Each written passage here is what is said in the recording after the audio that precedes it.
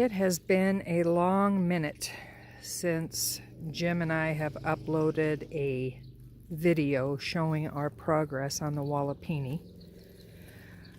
I ask that you be kind and please have patience with us, as Jim and I are doing all the work ourselves, and we're not spring chickens anymore. We're both in our 60s, semi-retired. And it just started to rain. We had a very wet, cold, snowy winter. And the snow started falling mid-November, and it snowed all the way into May. And it has been very rainy since. We've had a lot of sloughing off, the dirt caving in. So we've had to dig this out in order to install our heat moisture barrier. This is a food grade pond liner that you see right here. And I forget the thickness, the mill thickness, but that is the first layer as a moisture barrier right against the back side of the cages. And then on top of that, we put 2 layers of 2-inch foam insulation, and then we cover it with that filter cloth that you see, and then a heavy mill visqueen over the top of that before we do the backfillings. This is our insulation, our moisture barrier. Let me go down inside and I'll show it to you closer. This is a close-up of the canvas filter cloth that we add as one of the layers when we're insulating. Again, we got that from a mining company who use that to press their food grade talc in their wet process. And once those filter cloths start to fray, they just toss them out. But we use them for landscaping, everything, instead of just going to the landfill. All right, so here's the rubber pond liner.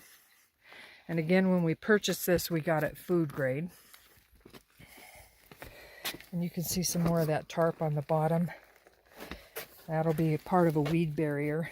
Now we're installing the insulation. We'll do 4 inches of this. We double stick it. So we put like an adhesive on the back of it that sticks it to this pond liner. Then over the top of this will be that filter cloth. We'll drape that down. And then we put the visqueen as the last layer.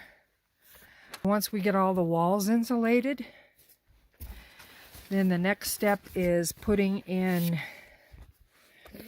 the air exchange hose, the big, thick, corrugated piping that will snake around the backside.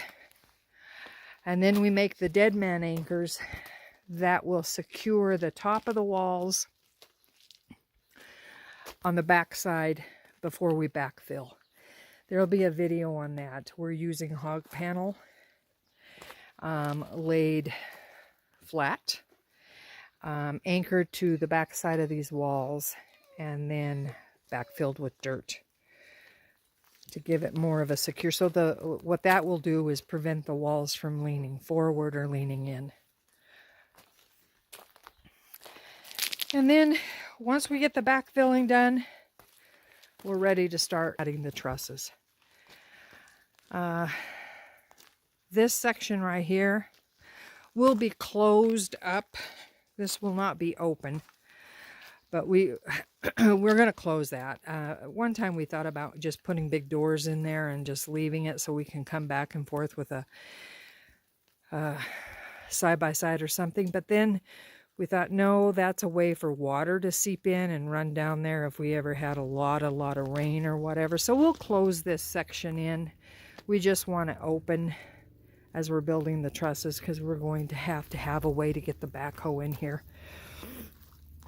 But yeah, progress so far. I know it's time consuming. Sometimes Jim and I wonder, what were we thinking? Why did we make it so big? Again, we thought we'd do commercial. It's a 50 by 25 inside dimensions, so pretty good size. That's not counting the cold storage on that end. We'll have more videos to upload soon as we get ready to